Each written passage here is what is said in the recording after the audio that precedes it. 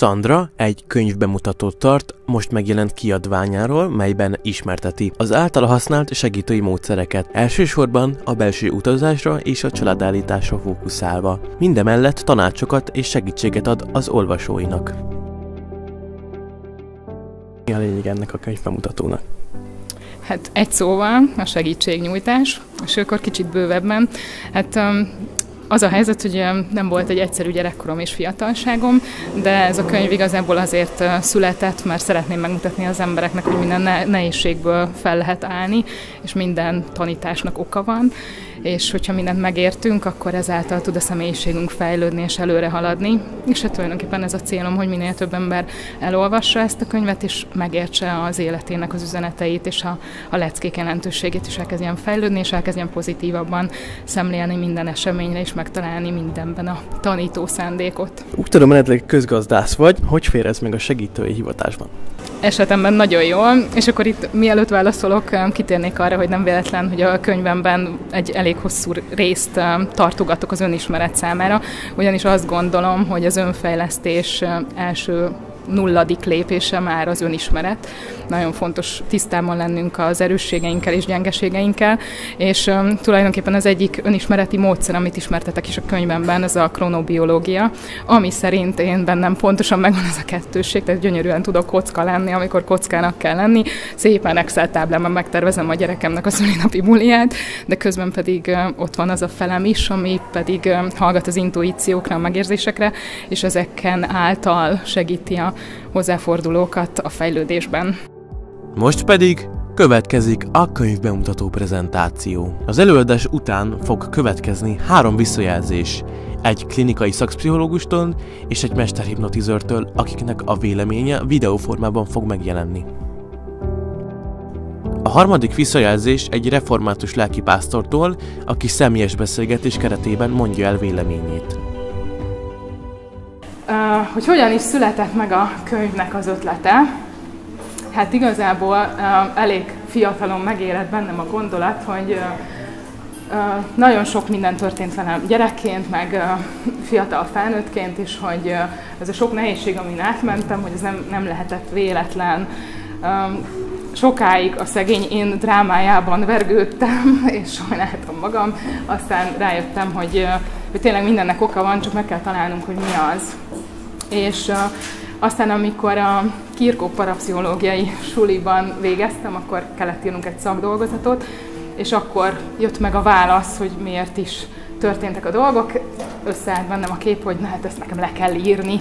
De ugye nyilván nem csak a nyomoromat akartam leírni, hanem hogy azok a dolgok, amik velem történtek, azok milyen felismeréseket hoztak, hogy mit értettem meg általuk, hogy hogyan tudtam fejlődni, aztán hogyan tudtam beállni a segítői hivatásba. Miről szólt eredetileg a könyv? Hát, ahogy mondtam, először is a saját életem nehézségeiről, aztán az önismereti utamról, hogy hogyan ismertem meg saját magam, a saját erősségeimet, gyengeségeimet, hogy kezdtem el rájuk építkezni. Aztán leckékről, amiket felismertem az életemből, a megbocsátás leckét, az elengedés leckét, és még sorolhatnám. Aztán ugye megtaláltam miérteket, és minden értelmet nyert, amikor rájöttem arra, hogy segítővé kell válnom, és a példámon keresztül kell másoknak utat mutassak.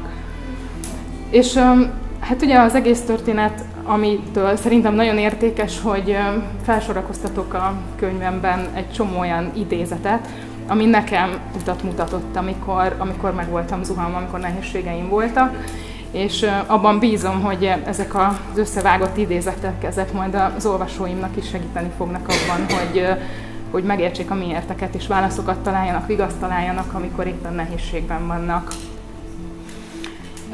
Hát és igen, hogy hogyan lehet a szegényimből teremtő énnél válni, tulajdonképpen ez lenne az egész könyvnek az üzenete.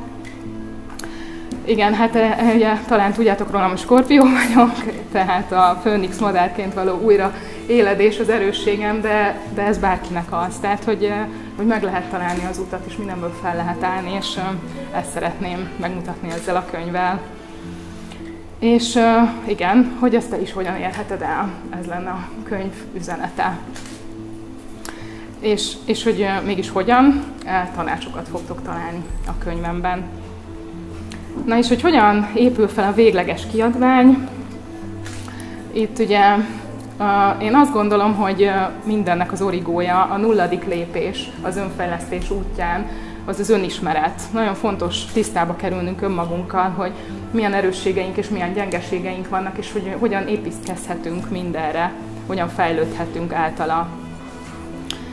Aztán ugye elmesélem a történetemet, aztán pedig, hogy hogyan találtam meg az én új hivatásomat, hogy hogyan lettem egy multi középvezetőből segítő, és hogy hogyan értettem meg, hogy mi is az én valódi életcélom. Ugye konkrétan a könyvben írok leírást, hogy mi is történik a belső utazásban, a családállítás módszere hogyan működik, az újjászületés meditáció, tehát azokra a módszerekről, amikkel én igyekszem segíteni a hozzám fordulóknak, mesélek, hogy hogyan működik, hogyan segít, miért érdemes ezekkel a módszerekkel önmagunknak segíteni és önmagunkat fejleszteni. És hát ugye a legfontosabb tanulságai a segítői hivatásomnak. Igazából én azt vallom, hogy az önfejlesztés sosem áll meg. Tehát amikor elkezdtem, 4-5 évvel ezelőtt ezt a segítői utat, akkor én azt hittem, hogy hát már tök jól rendbe tettem a kis lelki világomat, itt már minden rendben van, hát de hadd ne mondjam, hogy folyamatosan jönnek a sztorik, tehát hogy folyamatosan van az embernek még újabb dolog, amit akkor még ezt is rendbe kell tenni, meg azt is, meg amazt is. De néha szokták vendégeim kérdezni, hogy de hát miért éri meg ez egyáltalán, hogy ez annyira fárasztó.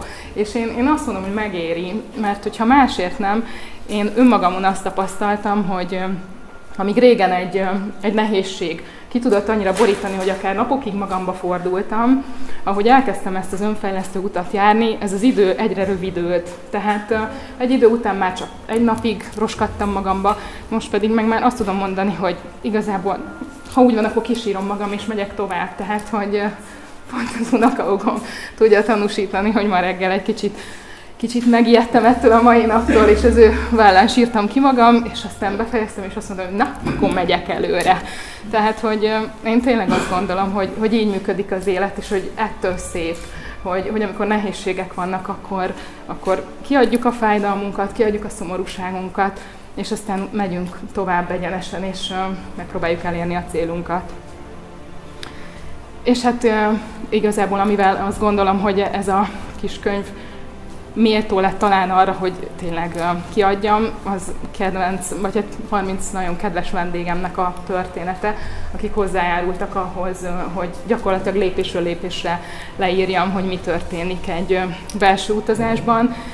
És ennek azért örülök nagyon, mert igazából én azt érzem, hogy bár már egyre jobban ismertté válik a módszer Magyarországon, de még mindig kevesen hallottak a belső utazásról, és aki meg igen, és még nem próbálta ki, abban még mindig ott van a hatalmas kérdés, mégis mi ez? Mi történik egy belső utazásban? És nagyon nehéz ezt elmondani. És azt gondolom, hogy talán ezeken a példákon keresztül betekintést nyerhet az, aki még sosem volt belső utazáson abba, hogy tulajdonképpen lépésről lépésre mi történik. És én nagyon-nagyon tiszta szívvel bízom abban, hogy minél több embernek a kezébe jut ez a könyv, annál többen jönnek belső utazni, és kezdenek el dolgozni önmagukon. Ugyanis én igazából felírnám receptre a belső utazást, legalább 2 mindenkinek, ugye Ibolya egyet apára és egyet anyára, tehát ez a minimum, mert a legjobb szülők is tudnak olyan blokkokat okozni nekünk, amit érdemes kioldani és úgy menni tovább. De hát, hogy nekem igazából ez a szívem vágya ezzel a könyvvel, hogy minél többen gyógyítsák a kis lelküket, és legyenek jobban általa. És hát igen, itt igazából csak bevágtam a tartalomjegyzéket a könyvből, hogy nagyjából látszódjon, hogy fog kinézni. Na hát, és akkor következzen az ígért szakmai vélemény. Az első rész egy klinikai szakpszichológus véleménye. Bábozás és belső utazás egy klinikai szakpszichológus szemével. Szandra megközelítése. hogy két módszert ötvöz egy ülésen belül, szerintem több szempontból segíti a kliensei fejlődését. Az első modulban a hozott örökségekkel foglalkozik, tehát távolabbról indít. Lerakhatóvá válnak a mások által megélt traumák, hiányok, érzelmi állapotok. Itt gyakran transzgenerációs traumák jönnek felszínre. Pszichoterápiás munkám során ezeket a transzgenerációs traumákat én a részletes családi élettörténetek átbeszélésén, a családi viselkedés és kommunikációs minták feltárásán és a pácienseim álmainak megértésén keresztül végzem. Ehhez képest Szandra bábos módszere, ahogy ezeket a rejtett traumákat feltárja és ad lehetőséget ezen minták, örökségek leválasztására és elengedésére, számomra, mint pszichológusnak kicsit misztikus, kicsit hihetetlen és nagyon zavarba ejtő, mert működik. Persze nem mindig, de az én módszerem sem minden esetben éri el a kívánt hatást. Szóval zavarba ejtő, mert nem tudom, mitől működik. Ilyenkor hívjuk segítségül a rég meghalt pszichológusokat, hogy ők mit mondtak, miket írtak le. És most csak 3 híresebb pszichológus citálok ide, de csak pár szó erejéig. Sigmund Freud hitt abban, hogy létezik két ember között olyan kommunikáció, olyan kapcsolat, aminek tartalmának egyik fél sincs tudatában. A tudattalan kommunikáció lényege, hogy egy személy a tudatot megkerülve képes kapcsolatot teremteni egy másikkal, és ez a kommunikáció egyik fél részéről sem szándékos vagy tudatos. Ennek mélyreható következményei vannak. Arra utal, hogy olyan módokon is kapcsolódunk egymáshoz, amelyeket sem teljesen felismerni, sem szabályozni nem tudunk, és valójában több ismeretünk van egymásról, mint amennyivel tudatosan tisztában vagyunk. Carl Gustav Jung szerint a tudattalan két tartományra osztható. Az egyik a személyes, az egyénre sajátosan vonatkozó tartalmak összessége. Többek között az elfojtott emlékek, nem tudatosuló vágyak és félelmek tartoznak ide. Jung feltételezése szerint azonban a tudattalan nem csak egyéni. Létezik egy hozzáférhetetlen, mindannyiunk számára közös tartalmakat hordozó része is. A kollektív tudattalamban velünk született ősi ösztönök, emlékek őrződnek, melyek ősidők óta közösek az emberiséggel. Mindannyian hordozunk önmagunkban olyan közös benyomásokat az életről, természetről, világról, emberről, melyek túlmutatnak az egyén személyiséggel és egységet alkotnak. A tele egy görög eredetű szó, amit Jacob Moreno, a pszichodráma és szociometria atya fedezett fel, s annyit jelent a távolban, de mégis összekötve. Ez egy különleges mező a csoporttagok között, olyan érzelmi egymásra hangolódás, amelyről úgy tűnik, mintha véletlen műve lenne, azonban a résztvevők között láthatatlan, intenzív, emocionális áramlás jelenik meg.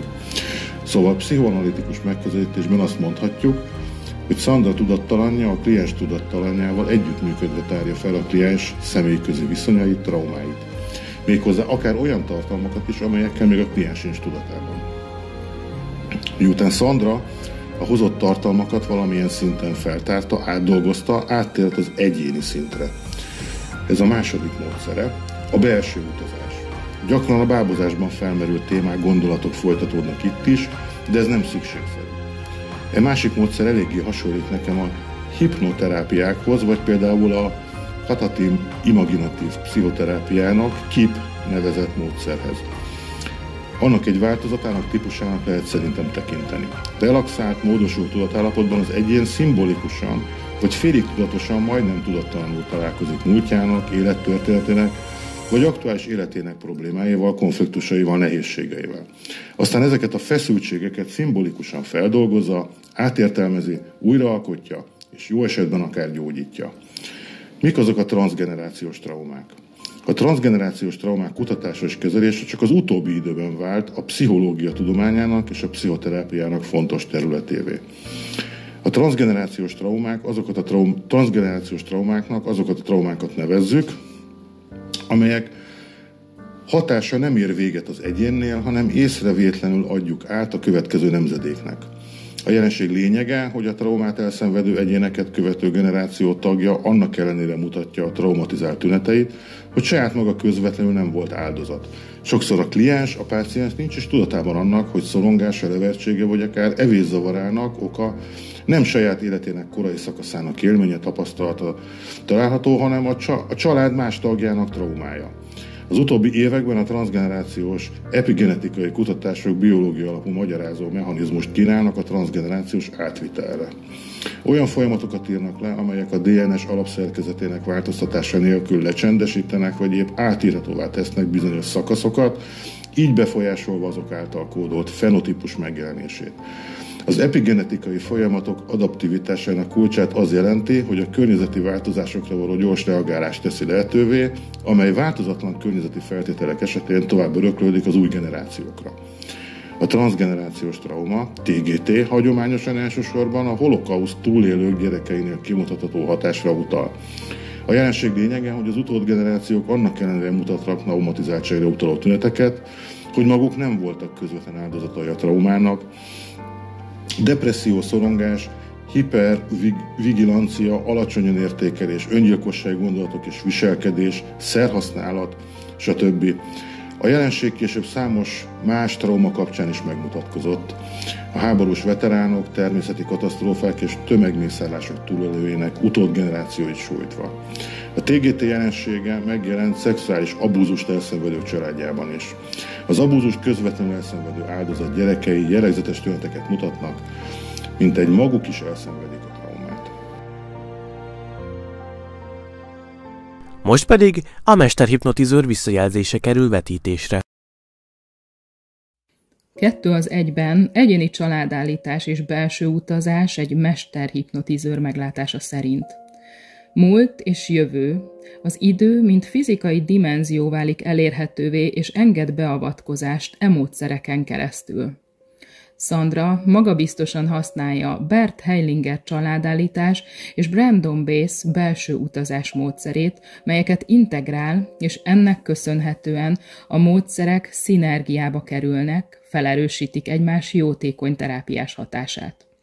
A trauma ezen típusú egyesített módszerrel történő feltárása és feldolgozása különleges, egyedi, gyors és biztonságos. A terapeuta egyszerre dolgozik egyéni és generációs térben, mely az időt a módszernek köszönhetően mint 5. dimenziót teszi elérhetővé, és használja, mint egy megfogható tényként, ennek köszönhetően elérve múltbeli történéseket. A múltbeli traumatikus események által létrehozott érzelmek transzformációja megtörténik a családi és individuális vonalon egyszerre. Ezen változás emel stabil hidat múlt és jelen között. Egyéni, valamint generációs szinten is szabad energiaáramlás jön létre a kliensre jellemző mezőben, mely alapvető pozitív változásokat eredményez az alany életében azonnal. A családállítással feltárt, akár egyéni, akár generációs szintű trauma megtalálása szinte minden esetben megdöbbentő és megismerése szakszerű feldolgozást igényel. Ez a megismerés és elengedés gyakran egy gyászfolyamathoz kötődik, melyet le kell tudni zárni. Sandra a történéshez kapcsolt negatív érzelmeket egy alapos, vezetett folyamaton keresztül segít megváltoztatni. Például tehetetlenséget tenni vágyásként, a hiányérzetet teljességként, a bizonytalanságot magabiztosságként élhetjük meg a továbbiakban. Talán az indiai filozófiában, mint a buddhizmusban is ismert pánpszichizmus fogalma jut eszembe, mely szerint nincs individuális lélek, hanem minden egy egyetemes egész része, az univerzum is lélekkel rendelkezik. Sandra az egyetemes egészbe való könnyebb kapcsolódásunkat képes elősegíteni módszerével. Anna, mesterhipnotizőr, kozmetikumtervező, tanár, értékesítési szakember.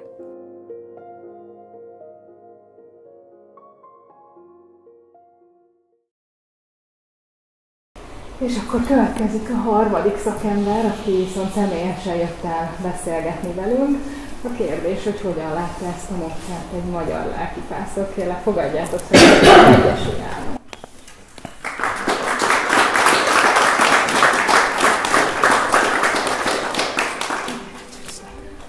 Először is kérlek, hogy kicsit mesélj magadról, hogy mivel foglalkozol. Hát elhangzott, hogy református lelkész vagyok. És azt tudom elmondani magamról most így közel 70 évesen, hogy 20 éves koromtól emberekkel foglalkozom. Rengeteg módszert tanultam, rengeteggel találkoztam. A teológián is tanítanak pszichológiát, annak egy speciális ágát, a pastorálpszichológiát, ami azért nagyon-nagyon messze esik a belső utazástól, és egy sokkal szűkebb eszköztárral rendelkező módszer. És hát a helyzet az, hogy mi körülbelül egy éve, valamivel több mint egy éve is ismerjük egymást. Nem én vagyok a bűnös, nem az én szándékom volt. Az igazsághoz hozzátartozik, hogy az én feleségemet érdekelte nagyon a belső utazás. Azt mondta, hogy ő elmenne, megmutatott egy videót Szandráról, és azt mondtam, hogy jó, de akkor 2 helyen foglaljál, légy szíves, mert engem is érdekel ez a dolog. És igazából a mi kapcsolatunk ekkor kezdődött. Meg a belső utazással való kapcsolódás. Meg a belső utazáshoz való kapcsolódás, és akkor gyorsan még erről annyit, hogy én utaztam először, egy megdöbbentő élmény volt számomra. Én egy nyitott ember vagyok, tehát Szandrához is így mentem, de akkor azt mondom, hogy kíváncsi voltam. Szandra úgy bánt velem, és a tapasztalataim azt mutatják, hogy másokkal is egyébként, hogy azonnal kialakult egy olyan bizalmi híd, ami alapján én nyugodtan átadtam magam a folyamatnak. Tehát nekem nem kellett ilyen belső harcokat vívnom, hogy na most akkor mi legyen, hogy legyen, sikerül. És végeztem, utána utazott az én életem pálya, és mire végeztünk, illetve ő is végzett, és jött Szandrával, nekem igazából egy kérdésem maradt, hogy lehet ezt és hol lehet ezt megtanulni. Tehát rám alapjáraton ez így hatott, és akkor előre megyek az időben. Domián Ibolyánál online el is végeztem az alaptanfolyamat, és azóta is bőszen gyakorlom, amit ott megkaptam, hiszen azért egy nagyon elesett réteggel foglalkozom egyrészt, másrészt pedig a munkatársakkal, akik közel állnak néha kiégéshez, különböző terheket hordoznak. Nekünk szükségünk van konfliktuskezelési tréningekre, önismereti tréningekre, és hát itt azért fölmerül a belső utazásnak a szükségessége és lehetősége is. Ha már az önismeretet említed, János, nem tudom, mennyire emlékszel, hogy mielőtt először jöttetek hozzám, mindenkinek, aki jön hozzám, először szoktam küldeni egy ilyen Enneagram önismereti tesztet, hogy mennyire emlékszel, hogy ez milyen felismeréseket hozott számodra, amikor elküldtem az anyagot. Hát döbbenetes volt nekem, tehát hogy valaki, aki engem egyáltalán nem ismer, egyszer csak küld 2 oldalt, és ennek egy részét rólam írták. És rögtön olyan felfedezéseket tett, hogy ez én vagyok, de én nem is gondoltam, hogy ez én vagyok. Tehát, hogy olyan tükröt tart az Enneagram, ami egyébként nem feltétlenül kellemes, ugye elmondám, de olyan tükröt tart, ami azonnal elgondolkodásra készteti az embert, és arra, hogy várjál, akkor te valahogy rossz mértékkel mérted magadat, ennek utána kéne járni. Igen, ugye János is 7-es az Enneagramban, ahogy egyébként itt többen vagyunk, és én magam is 7-es vagyok. És ami nagyon érdekes, biztos Ibolya is emlékszik, hogy a képzésen Brandon, amikor tanította nekünk az Enneagramot, akkor nagyon hangsúlyozta, hogy ennek a módszernek nem az a lényege, hogy akkor mi most itt egy skatujába így betesszük magunkat, és ennek ott vége van, hanem pontosan az, hogy azt kell meglátnunk ezáltal, hogy most képzeljétek el, hogy az emberiséget 9 csoportba be lehet sorolni, hogy ez nem valójában nem mi vagyunk, hanem egy egótípus, amit gyerekkorunkban önvédelmi céllal mi felvettünk, mert azt tapasztaltuk, hogy így tudunk életben maradni. És igazából ezért érdemes ezzel tisztába kerülni, hogy mi melyik enneagram típusba tartozunk, mert onnantól, hogyha látjuk, hogy mi így éljük az életünket, onnantól tudunk tudatosan változni, és onnantól tudunk a valódi énünkhöz, akár ugye a belső utazás módszeréhez, a saját forrásunkhoz hazatérni, és egy teljesen más szintről elkezdeni élni az életünket, ugye drámázás nélkül. Igen, ez óriási segítség. Én szerintem annak, aki megkapja az enneagramot és elgondolkozik rajta, tehát neki már eleve segítség. Másrészt pedig hogy nevezem, belső utaztatónak, szakembernek, segítőnek, utazáskísérőnek, terapeutának, mindegyik jó egyébként ebben. Annak is egy óriási segítség, hogy aki jön hozzá, az így van. Melyik ilyen egócsoportba tartozik? Hát igen, itt leginkább ami nekem ilyen szempontból segítség, az ugye a 3 triádon belül, hogy van az agyi típus, a testi típus és az érzelmi típus, és ez a 3 kategória eléggé másként reagál a belső utazásban, és ez nekem segít, hogy akkor ne ugyanazt a reakciót várjam ugye egy folyamaton belül 2 teljesen különböző embertípustól. És ugye nem tudom, hogy első vagy második alkalommal volt az, hogy bábúztunk is a belső utazásod előtt, erre volnék kíváncsi, hogy ezt hogy élted meg, ezt az élményt, hogy tetszett a bábúzás? Nekem nagyon tetszett, tehát azt tudom mondani, hogy megrázó volt, mert hogy olyan energiák működtek, amelyeknek a létezését legfeljebb sejtettem. Tehát ahogyan a szakpszichológus egy pillanatra ledöbbent az előbb, nem nagyon tudott el mit kezdeni, hogy nem tudom, hogy működik, de működik. Igen, ezt te is mondtad szerintem. Igen, és ezt én is mondtam, mert ez az az érzés, ami az embert elfogja. Egy olyan erőtér alakul ki, és történnek meg felismerések, aztán oldások, amik a normál üzemmenetben nincsenek. Tehát azt mondom, hogy az ember így magától erre nem jut el, és hogyha az ember túl van az első hökkeneten, és rájön, hogy ez nem varázslat, de itt azért valami nagyon-nagyon működik, akkor utána nem csak, hogy felismeréshez jut, az én számomra az a legfontosabb feloldáshoz. Tehát, hogy ami úgy a bábus család állításnál, egyébként a csoportosnál is, meg a belső utazásnál is egy számomra nagyon meghatározó élmény az, hogy szinte azonnali hatás mérhető. Vagy van, akinél nem, elhúzódhat ez, van, akinél hosszabb, nálam azonnali reakciók jelentkeztek, és bennem az fogalmazódott meg, és elnézést kérek azonnal a pszichológusoktól, hogy el lehet járni évekig terápiával, amíg eljutsz a feléig annak, amit itt egy másfél órán belül hirtelenében átélsz.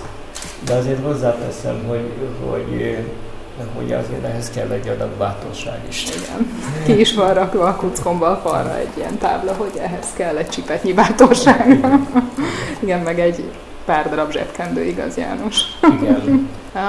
Az a bábúzás, amiről eddig beszéltünk, az ugye, amit úgy szoktam belső utazás előtt, hogy igazából a stratégiai képet mutatja igen. meg, hogy mi a helyzet, de ugye vettél már részt transzgenerációs egyéni oldáson is, meg csoportoson is.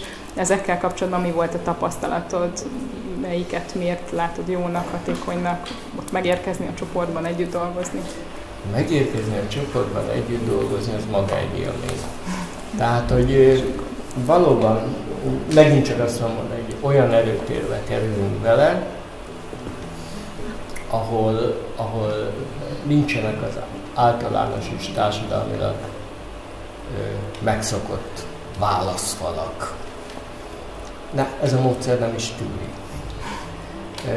Azon kívül az egész egy ilyen, számomra egy ilyen hideglelős történet, tehát, hogy én megkapom valakinek az érzését, az indulatait, nagyon sok esetben azt se tudom, hogy kiét, ugye, mert ha nem elsőként nem annak a személynek az érzelmeit kapom meg, akinek állítunk, akkor azt se tudom gyakorlatilag. És jön egy nagyon furcsa érzés, hogy ez én vagyok, meg nem én vagyok, és itt kérdőjel is, hogy én vagyok, és ez most én vagyok-e? Tehát és ugyanakkor meg még egyszer mondom, ez az erőtér, ez idézőjelbe teszem, és értsétek jól, ez kényszerít. A pszichológiában most ismert, és egyébként az egész távol sématerápia jut eszembe, hogy lehet hónapokig, évekig eljárni, és javítgatni azokat a transzgenerációs sémákat, amiket szépen hoztunk magunkkal, és akkor beszélünk magyarul, azokat a probléma megoldási módszereket, vagy éppen elkerülési módszereket, vagy megélési módszereket, amiket nem mi munkáltunk ki, de automatikusan működnek bennünk, mert elhoztuk, hogy itt nem évek kitartó fájdalmas munkájával, hanem mit tudom én, másfél óra kemény munkával, de mégis egy akkora lépést teszünk benne, illetve egész egyszerűen át tudjuk írni a történetet, ami kézzelfogható hasznot hoz abban a pillanatban. Lehet, hogy Brandon mondta az egyik videójában, lehet, hogy Ibolya, lehet, hogy te, már nem tudom, de hogy olyan, mint egy gyöngysort elszakítunk és legurul egy gyöngy, de nem egy gurul le, hanem folyamatosan gurul, az megindít egy folyamatot. És ugyanakkor a másik dolog, hogy én most beszéltem a rövid távú hatásokról, de van ennek egy nagyon hosszú távú hatása, mégpedig az, hogy az ember innentől fogva nem kívül keresi a problémáit, ez így van. hanem belül változik az élete, változik a szemléletmódja, és változik, ez egy nagyon érdekes, én ezt tapasztalom meg a saját munkámban, hogy változik a hatásfoka. Mégpedig nagyon erősen. Okay. Volna esetleg olyan konkrét belső utazás példád, amit szívesen megosztanál, lehet akár a sajátod is, vagy amit már ugye te vezettél másnak, egy olyan folyamat, ami így érdekesebb, izgalmasabb, vagy így összességében magáról a folyamatról? A forgatókönyv szerint történt ez az utazás, és egy módosítással, hogy indult ez egy érzelmi utazásnak, de egy idő után átlépett testibe, és hát ilyenkor az utazás kísérőnek nagyon észnél kell lenni, tehát gondolom én, tehát képesnek kell lenni a gyors reagálásra és az alkalmazkodásra, hogy folyamatot nem szabad megtenni, és nagyon szép eredménnyel zárult ez az utazás, megoldódott egy évtizedek óta elnyomott és sebként hurcolt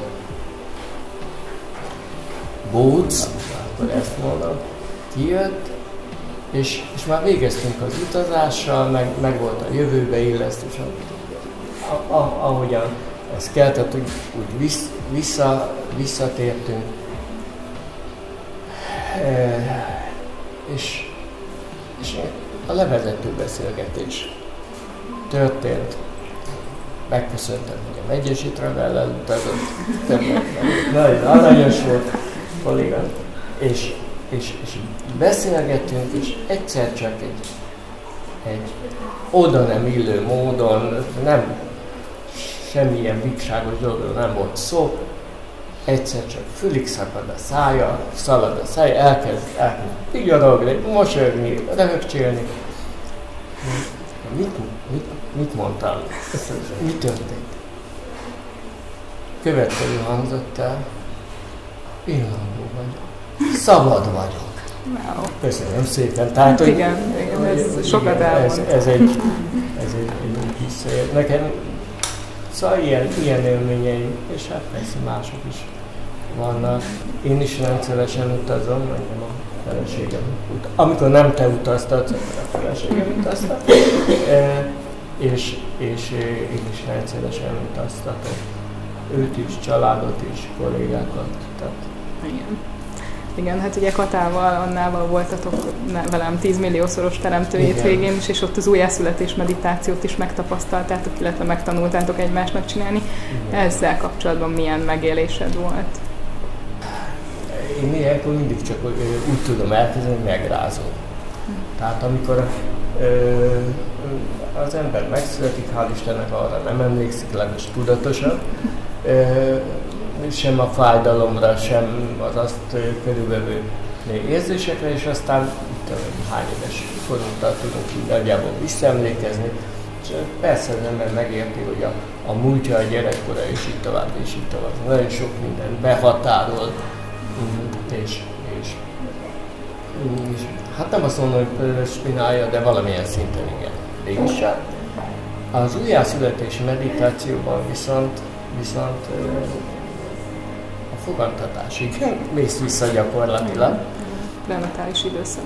Így van, és megéled mindazokat az érzéseket, amiket megkaptál, illetve mindazokat a nyűgöket is. És hát azért egy nagyon izgalmas dolog az, hogy hát mondjuk én 7,5 hónapra születtem, anyám szerint vesegősnek indultam, tehát nem számított arra, hogy gyerek lesz. Annyira szép gyerek voltam, hogy a családi legendárium szerint, és hozzáteszem, hogy az én családom nem bőbeszélő. Én kivétel vagyok.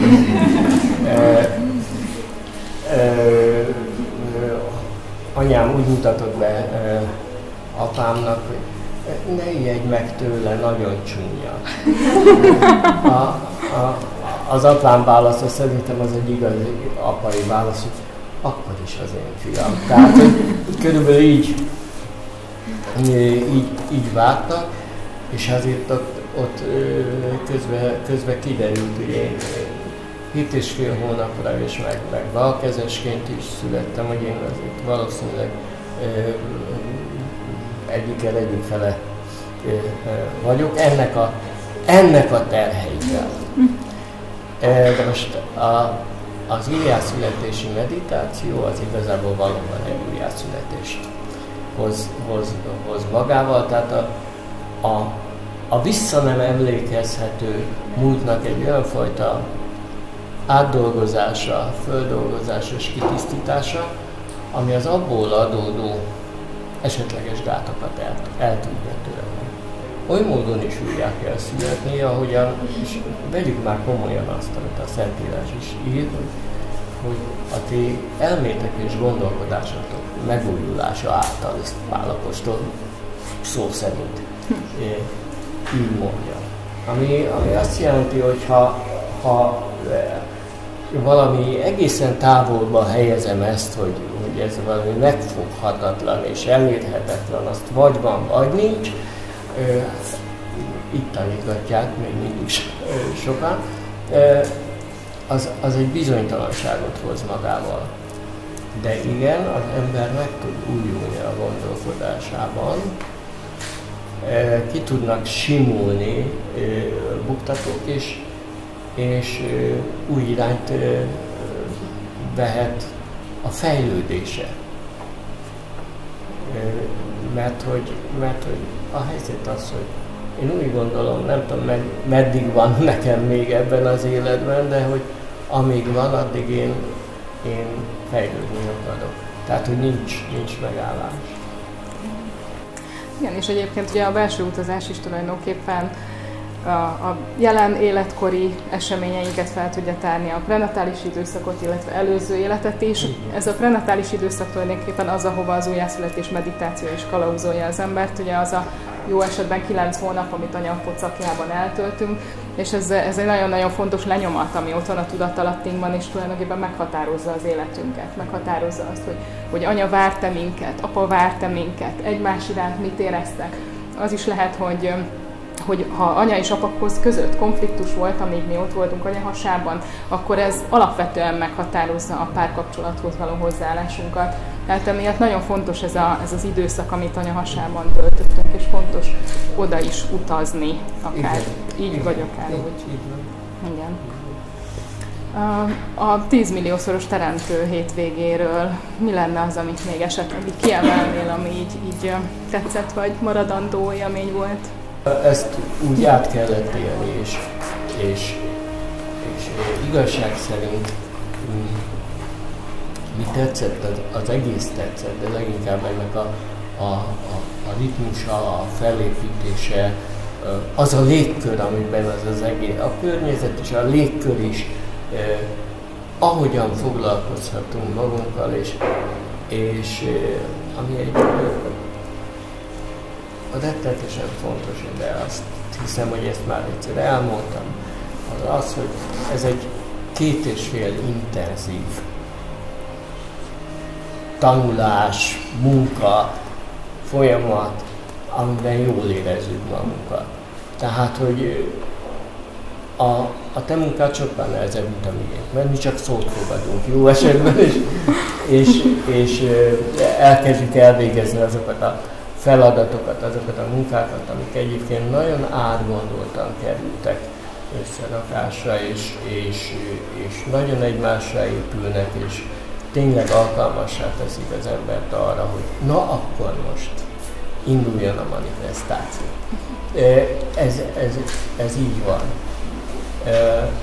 Azon túl viszont ennek is vannak hosszú távú hatásai, illetve hát én mindenhonnan próbálok tanulni, úgyhogy nagy örömmel használom azokat a kérdéseket, csoportterápiás foglalkozásokat, amikre ott nekünk válaszolni kellett. És megint, még egyszer mondom, adott még pluszba adott egy nagyon klassz közösségi élményt. Tehát olyat, amit az ember nem nagyon tud máshol megélni. Köszönöm. És akkor még egy utolsó kérdésem van, ez ugye a stratégiai bábus workshopot is megcsináltad nálam, és tudom, hogy használod azóta is a módszert, és ez érdekelne, hogy milyen eredménnyel, vagy mit szólnak a vendégeid, amikor ezt előveszed. Hát, akkor a szemekkel szoktak nézni, de kávés csésze alja, mert itt van egy öreg Mikulás, és előveszett tenyérni egy tucat fabábút ekkorán, ugye, és akkor ez most mi? Nyugalom, ne törődjünk semmivel, nem bolondultam meg, ez egy működő módszer, hogy hogyan működik, azt nem magyarázom el, mert én se értem. Tessék, én megpróbálom általában humorral lazítani az embereket, de valószínűleg meg fogunk lepődni. És akkor én mondom, hogy csinálja, mit csináljon, és fantasztikus módon működik, és ez egy óriási segítség, legalábbis nekem, hogy nagyon gyorsan és pontosan képet ad egy pillanat, tehát az adott pillanatnak egy pillanatfotó tulajdonképpen ez, illetve képet ad arról, hogy egy elakadásnál merrefelé induljunk el esetleg, mert hogy rögtön, ha az ember jól teszi fel a kérdést, ugye, de akkor kiderül, hogy az adott probléma az transzgenerációs vagy nem, vagy honnan jön, vagy mivel kapcsolódik össze, vagy hogy maradjunk a belső utazásnál, hogy mi van a közepében, mi van alatta, tehát, és én ezt nagyon szeretem, mert nem időigényes, nem eszközigényes, viszont kitűnően működik. Köszönöm szépen. Én köszönöm. Én maradjon egy kicsit.